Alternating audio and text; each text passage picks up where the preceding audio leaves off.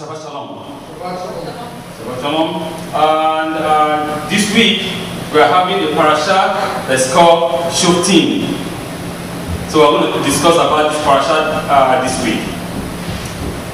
In parasha Shoftim, Moses relates to the children of Israel 18 passages of text and details 17 subjects, all connected with the establishment of law and order in the land and the exercise of power by the authority of state, including various matters concerning the judiciary, the appointment of kings, the role of the prophet, investigating witnesses, destroying idolatry in the land, and laws of warfare. The parasha ends with the allotment of cities of refuge and of the law of Eglah Arufa, which is slaughter, where an unidentified corpse is found in a field outside the city border. So, this is what we're going to discuss about this morning. This parasha actually is filled with a lot of rules and regulations. According to Asay, is one of the, I think it's the, in this parasha we have the biggest amount of rules and regulations in parasha Shoftim. Because we're going to discuss about, just a minute, we're going to discuss about the establishment of the court, which is a just court, not just ordinary court, a righteous court. We're going to discuss about, we're going to talk about the sacrificing of a blemished animal. So you shall not offer unto the Lord your God an animal that is blemished, that has a defect.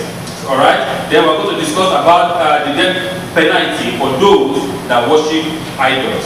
Then we're going to talk about the rebellious leaders and the appointment of kings and the priest, the prophecy or prophet, God sending his prophet to Israel, and so on and so forth.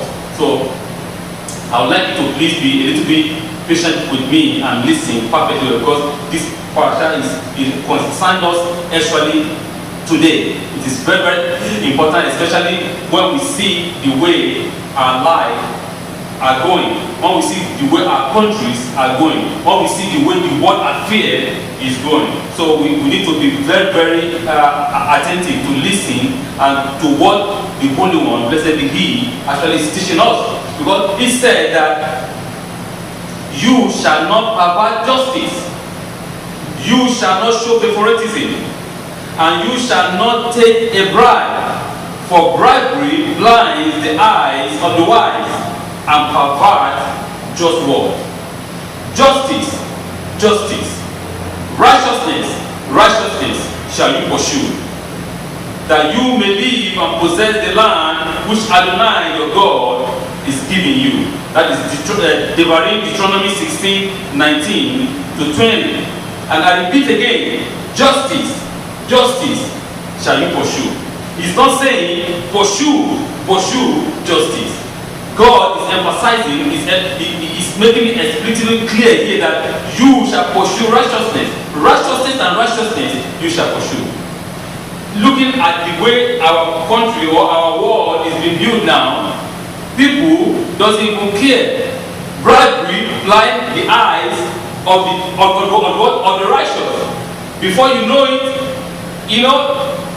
an innocent man is right at the back of bar, is in jail because he doesn't have a good lawyer, because he doesn't have the money to purchase the highest lawyers. Those millions of dollars of lawyers. He doesn't have such an opportunity. He doesn't have the financial means, right, to buy a lawyer, and so therefore he's guilty. Why the guilty one? Because he has money, because he has wealth, because he has all his friends are in top position. Even actually his friend is the prime minister, his friend is the president, he has police officers who are there to back him up. He has all the electoral votes, he has all the backing from all rich people, so therefore he goes free. The Holy One is saying, you shall not do that. Because that is the biggest recipe for destruction. when you start to provide judgment, when you start to tell the innocent that he's guilty, and the guilty one you say is righteous, because he's my friend, because, oh, I know him, because his father and I belong to the same group, to the same social club. I don't want my friend to be mad at me because I'm going to send his son or his daughter into jail. I was reading on a particular portion in the newspaper, and I was shocked. Right? It's not that shock like that, but it's just because the level of impunity that we have in our world now, where someone that is actually guilty is being set free to go because he's a police officer. A police officer shoots someone at the back. This man is not a threat unto you. This man is an innocent man. The man is, even though this man is guilty, but as far as this man is running away from you, it's not a threat. It's not threatening you with a knife or with anything, but because this man belongs to a particular race, you shot him dead. And they take him down onto court, and the court set you free because you are a cop.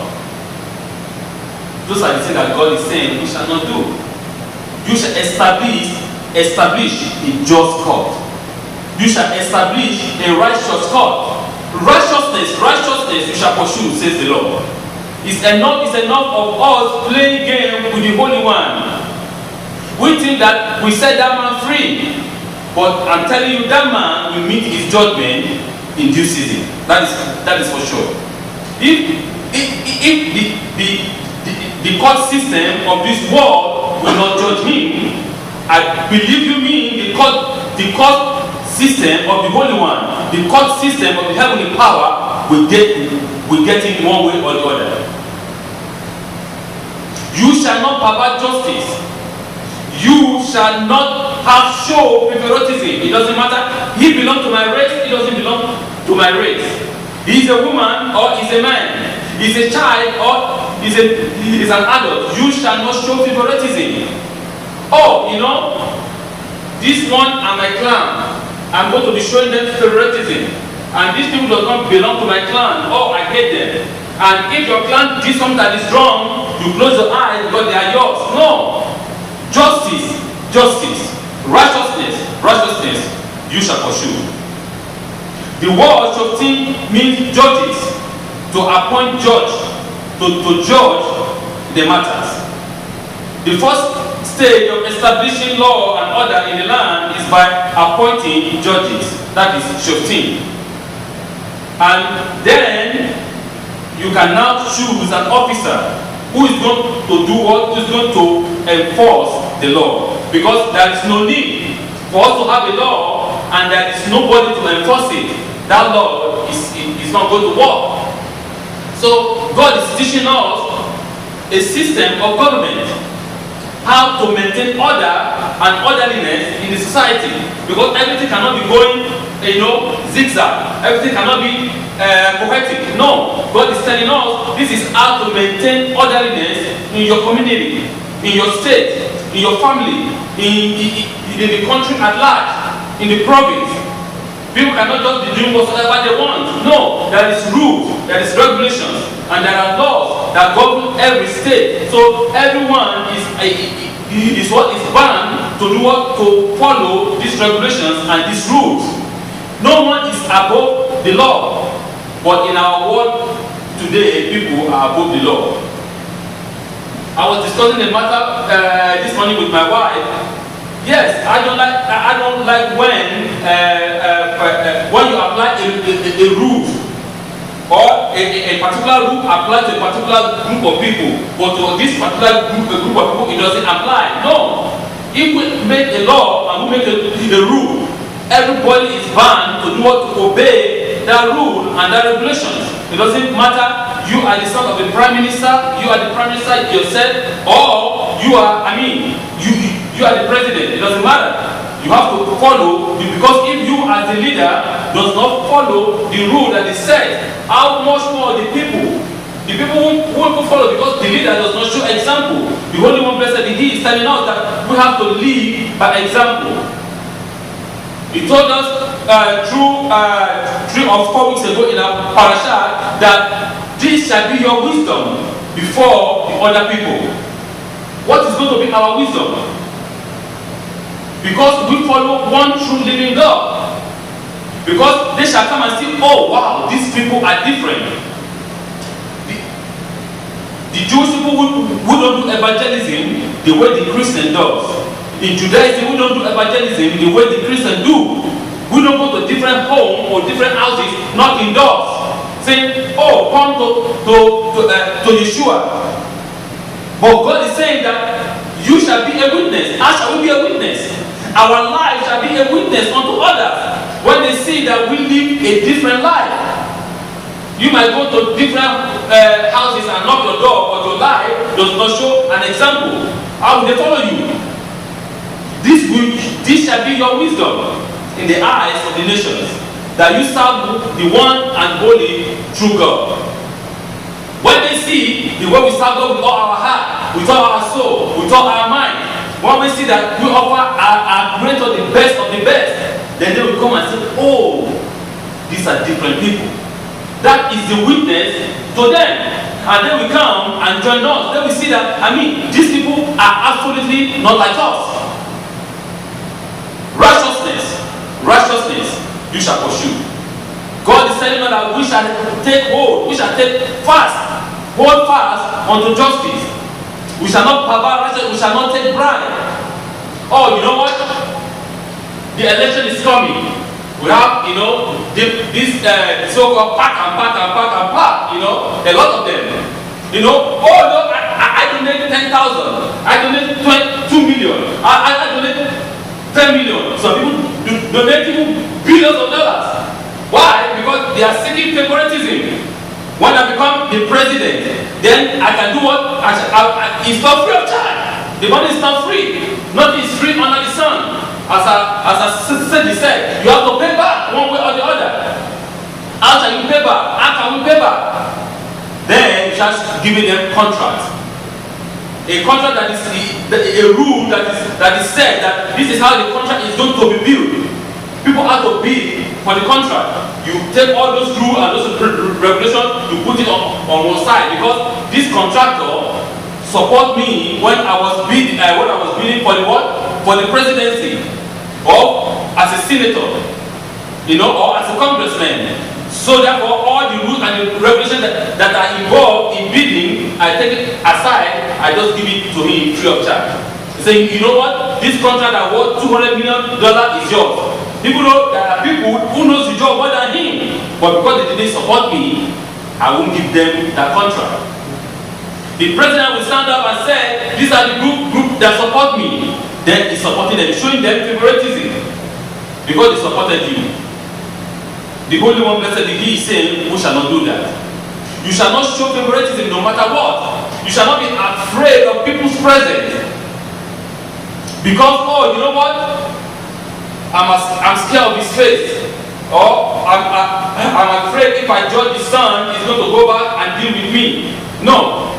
You shall stand for the truth. You shall not divert judgment. You shall not pervert judgment. You shall not say, because it is not my friend, then he's guilty, even though when his word is innocent. We shall now have an officer who is going to enforce these rules, these regulations, and those officers are now called presently the police. He said to protect and to serve. That is the motto of some of the police, especially the Montreal police. To protect and to serve. Who are they protecting?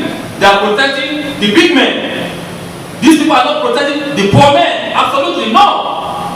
They protect those who put them there. They are not protecting the ordinary citizenry. They protect the millionaires and the billionaires. They cannot go to their quarters. They see you, hey, what are you doing there? Before you answer, they shot you there. You didn't even say, that's okay, you know what? You shoot, then you ask questions. You don't ask questions and shoot. No. You shoot first, after it's dead, then ask him the question. What type of life is that? You take people's life as if you are taking the life of a chicken. Human life. God said that life is sacred. But in our world that we live now, life is bullshit. We shall not pervert judgment. The police officers who are supposed to protect the poor men, the police officer who is supposed to protect the ordinary man from the hand of those that are bigger than him, from the hand of those that are richer than him, from the hands of the oppressor, is the same policeman that is even punishing the poor men and protecting the millionaires and the billionaires. The word shotrim, which means officers, is the second word in the parasha. It was the task of the officer to execute the decision of the judge or of the judges. When a matter comes before the Sanhedrin, that is the court, when the judgment is being made, it is not the judge who is going to enforce it. It is the officer who is going to enforce it. So this is what the judge said, and this judgment has to be enforced. And so therefore, you have to obey what the judge has said. True righteousness or true righteous shoftim, upholding the law of the Torah in truth, the Israelite or Israeli shall return to Kedem and see the infinite divine light. The shotrim were entitled to enforce law and order in the physical world due to their high spiritual merit.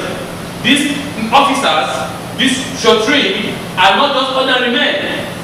Neither is shoftim rather also an ordinary people. These are men that are well educated in the word, in the halacha of the Torah. These are men that are well advanced in the knowledge of the Torah, in the judgment of God. These are not just ordinary men on the street or laymen. No, these are men that are well educated. They know the rules and the regulations. They know the in and out of the Torah. And these men are the men who are supposed to stand up for the oppressed, to stand up for the fatherless, to stand up for the motherless, to stand up for the widows, not to oppress them, not to destroy them. But it is very sad in the world that we live now that opposite is the case. The poor man dies and the rich man does whatever he wants because he has the wealth and the money or the power to oppress. From the above, we can conclude that judges and officers, which are also mean counselors or lawmakers, have to be well versed in the law of the Torah before they can be appointed to their positions. When there are good God-fearing judges, the lawmakers in the land of Israel upholding the Torah to live in peace and prosperity and devote their time to the study of the Torah. When you have a righteous judge or righteous judges in the land, when you have righteous doctrine, righteous officers in the land, then the people will feel safe because they know that my right is protected. Even though if I'm poor, that doesn't mean that my right is not protected because the judge does not fear no man. The judge will proclaim the truth because I know I did nothing wrong. I am not afraid of anyone because I am in the base of my right. But in the world that we live now, they tell you democracy, to me, which I think is a demonstration of madness, where a man is just. A man has not just because of his race or because of his status, because he's poor, then put him behind bar. And the wealthy has nothing to fear. Even though in the news now, you go to the news and read a lot of things. You see them, they take drugs. They don't care. They buy drugs and overdose. And ordinary people on the street, if they see you with a little, milligram, they take you and put you behind bar because this man, because this woman is a so-called celebrity. They go free. They don't even ask no questions. They will tell you, oh, can you take a selfie with me? The police, who's supposed to arrest him and put him behind bar. Oh, it's Michael Jackson. Oh, it's Tina Turner. Oh, it's Tupac. Oh, it's whosoever celebrities you want to mention. You know? Oh, you know what? His father is Donald Trump. Oh, his father is what do you call it? Any politician you want to. His father is Trudeau. You can't touch him. He's untouchable. But the poor man on the street can be dealt with perfectly well. To show example.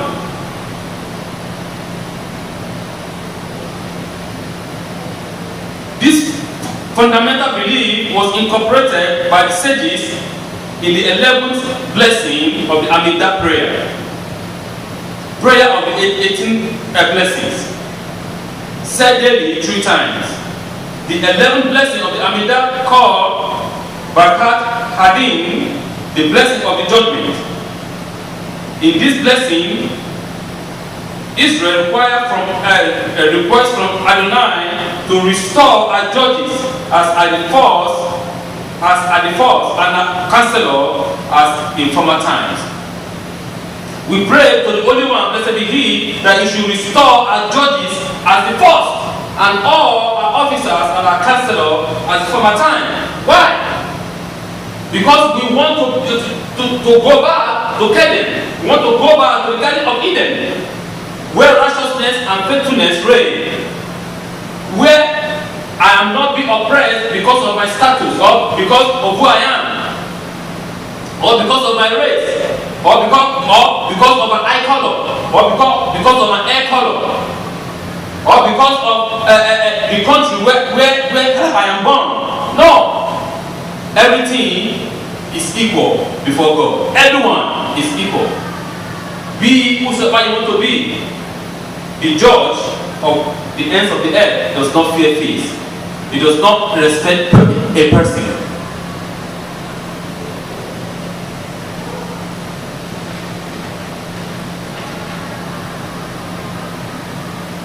As a consequence of this happening, Adonai will once again reign over us alone with loving kindness and compassion and justify us in judgment.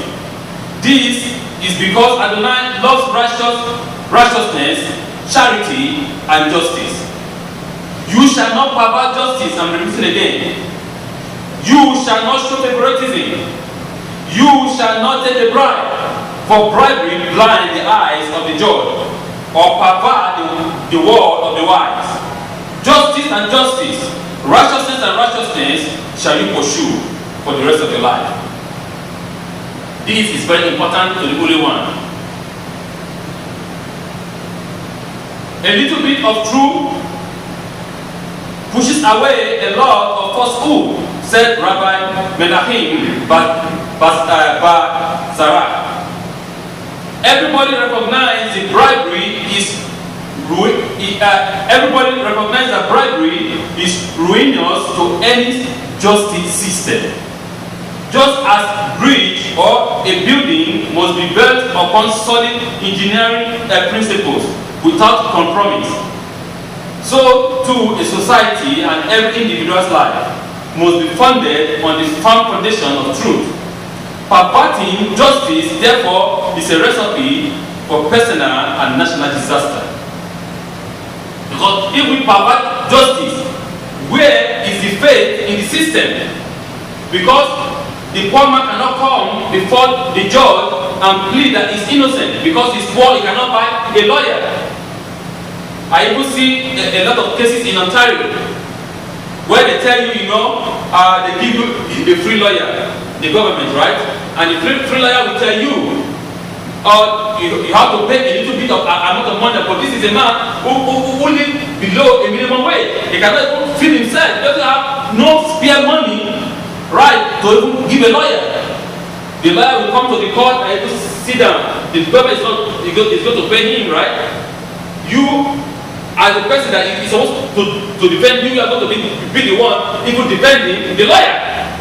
Where's the system? Where's the failure? in the system. A man will stand up, he said, you know what, I cannot afford to get a lawyer. I can defend myself. The judge will tell you, no, go get a lawyer. You don't have money. If they want you to go and get a loan to get a lawyer, who's going to pay the loan back? That is the system that we live in this world now, where it is very hard to find the justice. But there was a case, you know, all is not gloom. There was a case in the United States this week, which I was very, very pleased. The case of this company that they call Monsanto, where they poison people and they will poison children. There is a news on CBC where all these the cereals were being polluted by these chemicals that causes cancer.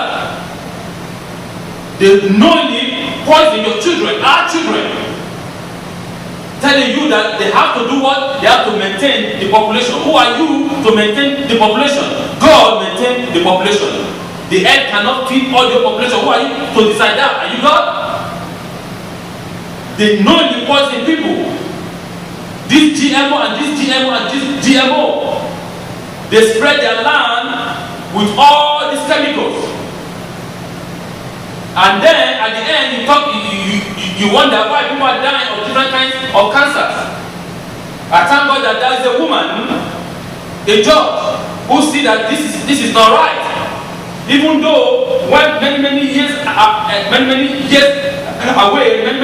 years back, they have been saying that this chemical causes cancer, right? But still yet they don't care because of the billions of dollars that this company is spending to do what? To protect their product, right? So therefore, this woman made a judgment. This man is just an ordinary man. They have been using this chemical all his life to spread on the weed, to kill weed. And this man is at the last stage of what? Of cancer, stage 4. The judge pronounced a judge of 200-something million to be paid to the man for the damage. At least, thank God that we still have people that have conscience. In the 70s, the FDA classified glycerin, what is the name of the chemical, saying that this chemical can cause cancer. And in the 80s, they backtracked. They said no. They bring it back again because Monsanto buy them out, which is absolutely unjust. So God is telling us that judgment, righteous judgment, we shall pursue.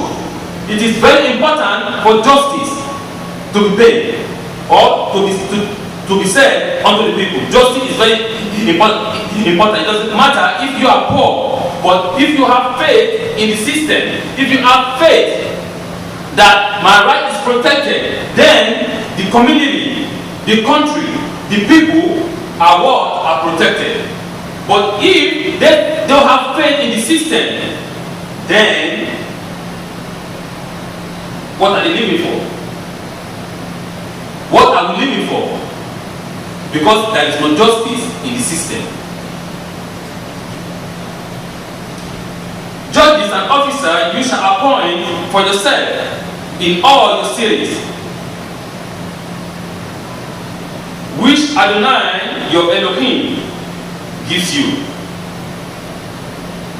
for your tribes, and they shall judge the people with righteous judgment. You shall not pervert judgment. You shall not show favoritism. You shall not recognize faces, and you shall not accept a bribe. For bribe will blind the eyes of the wise and make a just war crooked. Righteousness, you shall pursue. This word is being explained by Rabbi Abraham of Lvov in Poland. He said, judges and officers you shall appoint for yourself. This means Before you judge others, judge and police yourself first. Before you become a judge, before you become a police officer, try to judge and police yourself first. You don't see the tiny stick, and Yeshua said, you don't see the tiny stick in your brother's eyes, but the big log in your own eyes, you don't see it. Right? So the Holy One is telling us here now that before you become a judge, before you become a police officer, before you police others, police yourself first. Police your family first. Judge yourself first. For your tribes, this means go in the way of the forefathers. To go in the way of our forefathers means what? To do that which is just. To do that which is right. Not to pervert judgment. And they shall judge the people with righteous judgment. He explained, only after you have judged and policed yourself will you be able to judge others properly. If you judge yourself first, if you police yourself first, then you have the right now, you can be able to judge the people properly. Because if you don't put other people in your shoe, or you don't go into other people's shoe, how can you judge them?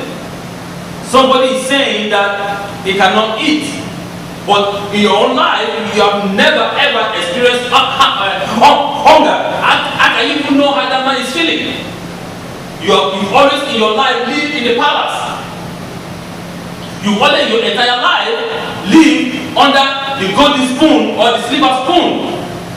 And the other man on the street that cannot eat, you look at him, you look down at him and say, oh, he's a stupid man, he cannot even make money.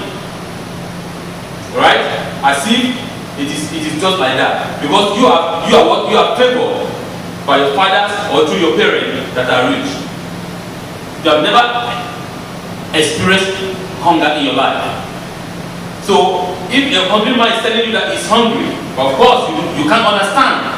You don't know. If they tell you that there is a place under the sun, there is a country under the sun that people live on less than $1 a day, you say that is impossible.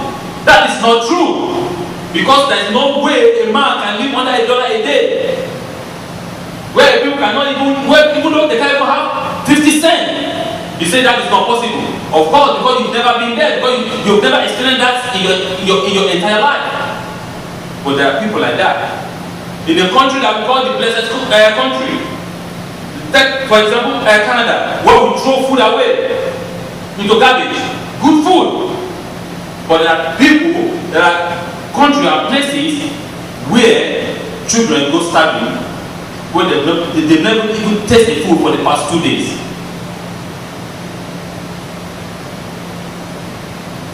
You shall not pervert judgment.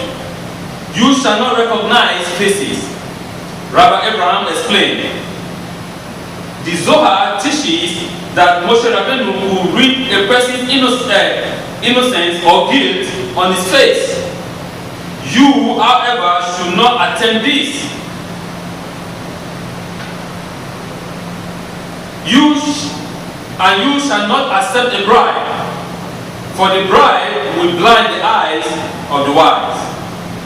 One who accepts a bribe certainly cannot tell who is righteous or wicked, which is true, because you've already collected a bribe. When the man now comes, you know, so you know what? No. I'm giving you this as a present. You know, and tomorrow, this man that gave you a present today, tomorrow his son commit a crime, and they brought the son before you. Now that is when the dilemma comes. You've taken the money, you've taken a bribe, you've taken something called present yesterday, right? So how can you now pronounce judgment on the son? Or even if it is man himself, how can you pronounce judgment upon this man that yesterday you took bribe from him? Then you pronounce judgment that he's guilty, then he's going to tell you, oh, that this judge is an evil judge. Yesterday I bribed him. Then, but you don't want to look bad. You don't want to look evil in the sight of the people, right?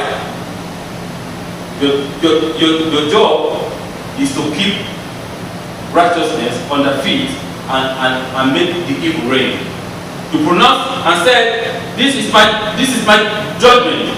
Is innocent, and a guilty man, an evil man. You tell him that he's innocent, he can go free. And make just word crooked. Even words that standing alone are correct becomes a crooked one, when the person uttering them has accepted a bribe. That is exactly what I just said now. When a man that's supposed to pronounce judgment upon a thief, upon a criminal, and this criminal yesterday night has already bribed you with what he stole, or with the profit of what he has sold from what he stole. So how can you pronounce judgment on him? The Holy One is saying, you shall not recognize faces. You shall say the truth and the truth alone. You shall not be afraid. Because he said that if you know what is right to do and you do not do it, to you it is sin. If you know what is just to do and you refuse to do it, to you it's a sin. You have to do what is right. Yeshua said in the book of Yohanan that we just read, verse 17. Let me start from verse 19. And this is the witness of Yohanan when the Yehudian and Levites wished to inquire of him, who are you? And he confessed and did not deny and did not declare, I am the Messiah. And they asked him again, who therefore are you? Are you Eliyahu? And he said, I am not. Are you the prophet? And he said, no. And they told him, and then, who are you? That we might give an answer to those who sent us. What do you say concerning yourself? He said, I am the voice of the one, I am the voice of the crying in the wilderness. Make straight the way of the Master Adonai. As Yeshayahu the prophet had said, and those who were with and those who were sent were from the Pharisees, and they inquired of him and said to him, why therefore do you imagine you are not the Messiah, nor Eliyahu, nor the prophet? Yohanan answered and said to them, I immerse with water among you, but I immerse with water, but among you, he said, there is a one that you do not know. This is he who will come after me, yet is before me. I am not worthy to loosen the strap of his sandal. This thing occurred in Bethsaida in the crossing of the Jordan, where Yohanan was immersing. Yohanan did not lie, but declared the truth. He did not lie to the people and say, you know what, I am the prophet. You know what, I am the Messiah. You know what, I am Eliyahu. No, he declared and said the truth. I am not, but there is one coming after me who is before me, whose stripe of his sandal I am not even worthy to unloosen. He is going to baptize you with the Spirit. So today we talk about Shoftim. We talk about righteous judgment. The Holy One, blessed be, is inquiring of us not to respect people's eyes, not to respect people's face, but to only declare the truth. Not to take pride. Not to say, you know what, Anatoly is my friend. Even though if Anatoly is doing what is wrong, I'm going to close my eyes. I will tell, oh, you know what, continue. But if someone who is not my friend did the same thing, I shout to the whole world. Yeah. But someone who's my friend is doing the same thing. If the leader cannot keep the laws, if our leader cannot keep all the regulations and the constitution, then why are you expecting the ordinary citizen to do the same if the leader cannot do it? That is why the Holy One, blessed be He, sent us Yeshua. He's saying that Yeshua is the living Torah. That you can see in Yeshua that it is possible to live the life of Torah. All of us think because through our tradition, through our custom, we make the Torah to be hard. We add all kinds of regulations upon the Torah, and we make the Torah to be hard. The law becomes so heavy because of the man, because of our own stupidity. Why the Holy One, blessed be He, said the life of the Torah is easy. The law is easy. It is not hard.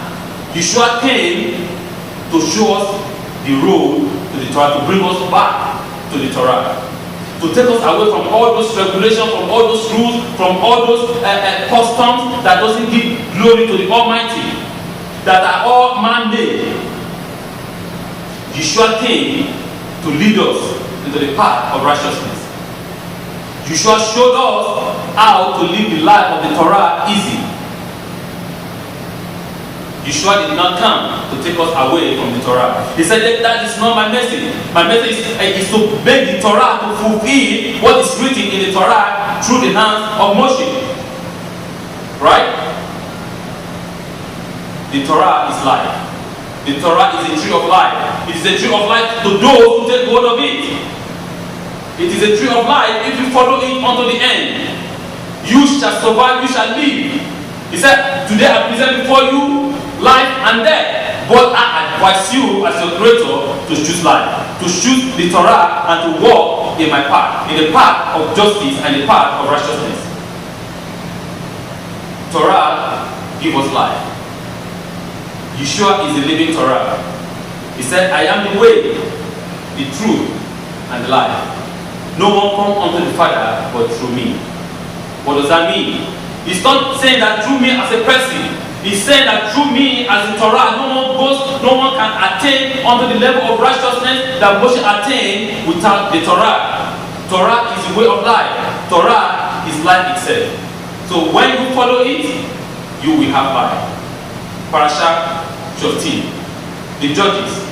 You shall appoint judges unto yourself, and you shall appoint officers who are going to enforce the law, who are going to enforce the rules, who are going to enforce the regulations.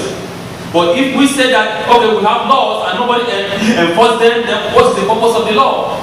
The law has no purpose if it cannot be enforced. But the judges, they must be of the highest caliber. They must be of the highest people of the land. They must be very immersed in the understanding of the Torah. Because if they don't know their left from their right, how can they judge? He said, if there is a matter that is crooked, that you cannot find, you shall go to the place where the Holy One will give unto you, where he's going to choose to put his name, and then you can take advice from what? From the Kohen Gadol. Whatsoever the Kohen Gadol said, you shall do. You shall not depart from it, not an inch. You shall do exactly what he said. My brethren, the Holy One is telling us, we have to police ourselves first before we can police others. We have to judge ourselves first before we can judge others. Yeshua said last week also, said, I do not judge no man. But even though if I judge, my judgment is true. Because I know where I came from and I know where I go. The judgment of Yeshua is true. Because Yeshua is the Torah. If the Torah said that a man that worships idols has to be stoned to death, and we said no, we cannot kill. Who are you to say that you cannot kill? That means you're saying that God is stupid, right? You know that God is inhumane, right? That you are the one that is humane, right? That God is a wicked God. That we know the best. That is why we see criminals all everywhere along the street. Even though the criminal are even enjoying than you who is righteous. You work hard and pay your tax. they use your money to feed a killer. You know? They say, okay, you're going to stay in prison for 10 years, and after that, you free him. Someone that killed, and everybody knows. Where is the justice? Where is the judgment? A righteous judgment you shall pursue. Justice, justice we shall pursue. Righteousness, righteousness we shall pursue. We shall not live like the rest of the world. Let our life, let our being be a witness to the world that we are children of the Torah, that we are students of the Torah, that we follow the Torah to the end, that we stay hold, that we cleave ourselves to this tree of life, that we do not respect people's faith, but that we follow the Holy One, blessed be He. Parashat Shoftim. Shabbat Shalom.